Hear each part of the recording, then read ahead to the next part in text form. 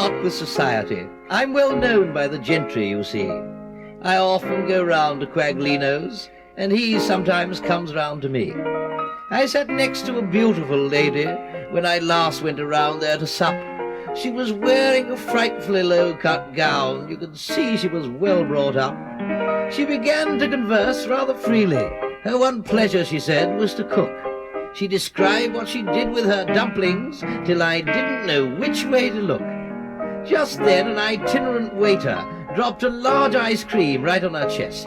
As it slid out of sight, she cried, "Help me! It's freezing! Oh, quick, do your best!" Well, I can't stand by and just watch others suffer. No, I have to go and try to make amends.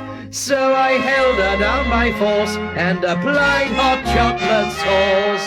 And ever since we've both been bosom friends.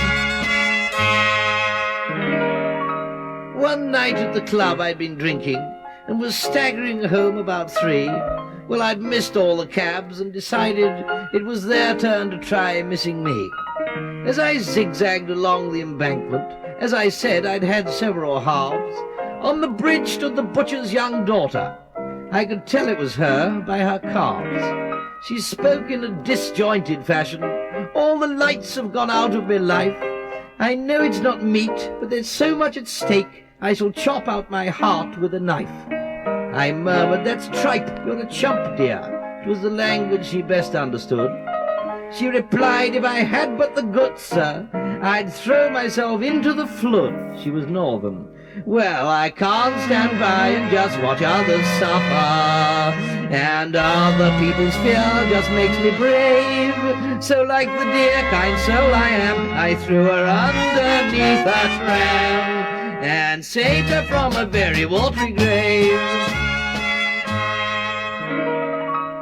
As I wandered through a cornfield last September, a couple sat beneath the harvest moon, and I saw the lady cuddling the fella, persuading him to have a little spoon. First he wouldn't, then he would, and then he didn't. Then he tried to, and he couldn't, just the same. Then he wondered if he should or if he shouldn't, as he didn't even know the lady's name. No, he finally decided that he oughtn't, as he'd always wished he hadn't, once he had. Then he asked her, "Is it really that important?" And she said it was, which petrified the lad. Well, she lay there on one elbow, so romantic, and he stood there undecided on one leg. In her eyes I saw a longing that was frantic, like a cocker spaniel sitting up to beg. Well, I can't stand by and just watch others suffer. It makes me suffer so myself, you see.